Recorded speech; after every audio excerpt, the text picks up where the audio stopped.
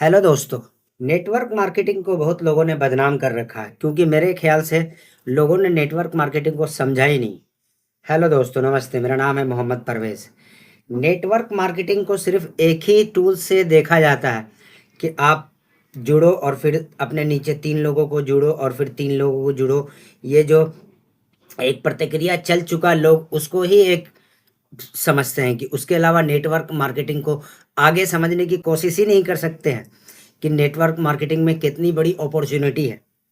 Network marketing को अगर अच्छी तरीके से एक्सप्लेन किया जाए, इसको अगर एक्सप्लेन किया जाए तो ये क्या है? ये है किसी भी फील्ड के लिए। अगर आप गवर्नमेंट जॉब में हैं तो वहाँ भी आपको नेटवर्क की ज़रूरत है, और अगर आप प्राइवेट सेक्टर में हैं तो वहाँ भी आपको नेटवर्क की ज़रूरत है। अगर आप कोई प्रॉपर्टी डीलर हैं तो वहाँ भी आपको नेटवर्क की ज़रूरत है। मगर नेटवर्क को लोगों ने एक गलत तरीके से ही जोड़ दिया। नेटवर्क मार्केटिंग, नेटवर्क क्या है कि आपका एक चेन सिस्टम बन जाता है कि आपने एक नेटवर्क बनाया, उससे फिर दूसरे से जुड़े, फिर तीसरे से जुड़े, चौथे से जुड़े। ये एक नेटवर्क बिल्ट हो गया कि आप कहीं भी रहें, आपका क्लाइंट आपसे जुड़ा हुआ है। ये कोई ज़रूरी नहीं है कि आप 3 को जोड़ें और 4 को जोड़ें, जो हमने पहले से सुनते चले आए। नेटवर्क तो किसी भी फील्ड में नेटवर्क की ज़रूरत होती। अगर आप एक छोटा सा एग्जांपल, अगर आप सब्जी भी बेच रहे हैं तो आप अपने कस्टमर को बढ़िया क्वालिटी प्रोवाइड करवाएंगे और फिर उससे आप रिलेशन बिल्ड करेंगे। बन गया नेटवर्क, बन गया नेटवर्क। और मार्केट क्या है? रियलिटी है। अगर हम कोई प्रोडक्ट बेच रहे हैं तो उस प्रोडक्ट को रियलिटी में होना चाहिए, जभी तो हुआ नेटवर्क मार्केटिंग।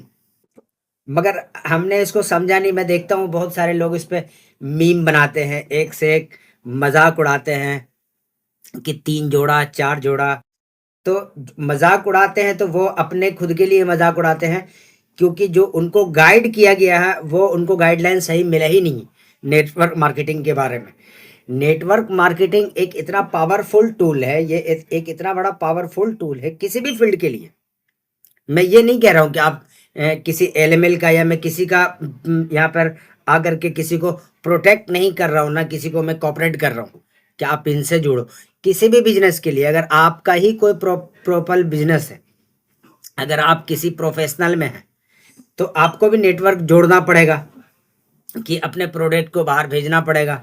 फिर उस प्रोडक्ट को जब वो लोग लेंगे दूसरे शहर से, फिर वहाँ से ऑर्डर आएगा। हो गया ना आपका नेटवर्क बिल्ड।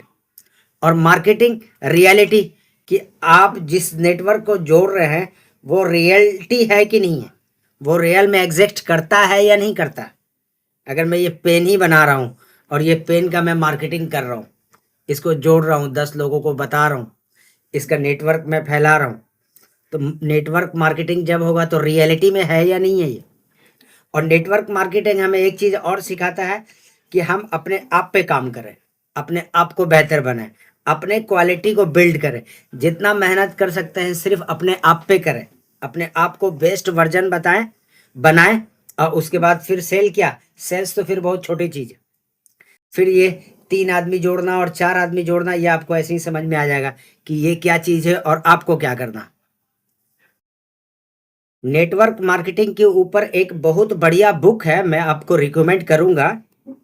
मैंने पढ़ा है, अगर आप लोग कभी इस पे इंटरेस्टेड हो तो कभी पढ़ना। आप रॉबर्ट कियोसाकी की लिखी गई है 21वीं सदी की व्यवसाय। उसमें उन्होंने नेटवर्क मार्केटिंग को अच्छी तरीके से खुल के एक्सप्लेन किया। हाँ, कुछ लोग, कुछ बेईमान लोग, कुछ घटिया किस्म के लोग आए जो इस फील्ड को बदनाम करके रख दिए। क्योंकि नेटवर्क मार्केटिंग एक ऐसा प्लेटफॉर्म है, एक ऐसा प्लेटफॉर्म है जहाँ सबको अपॉर्चुनिटी मिलती है आगे बढ़ने की।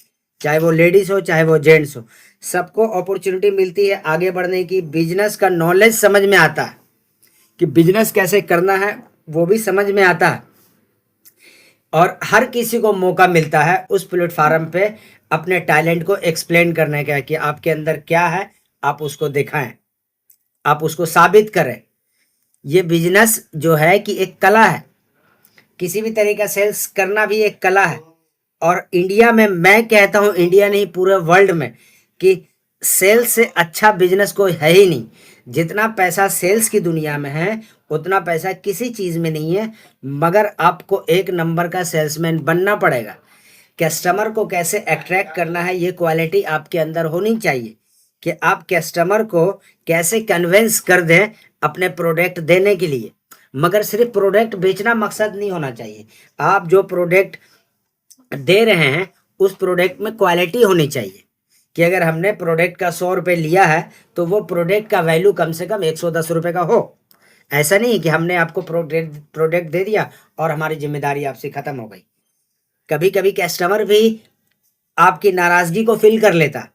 आप भले कस्टमर से ना बोलो, आपने 2 दिखाया कपड़े, 10 दिखाया कपड़े, आप तंग आ गए, आप तंग आ गए।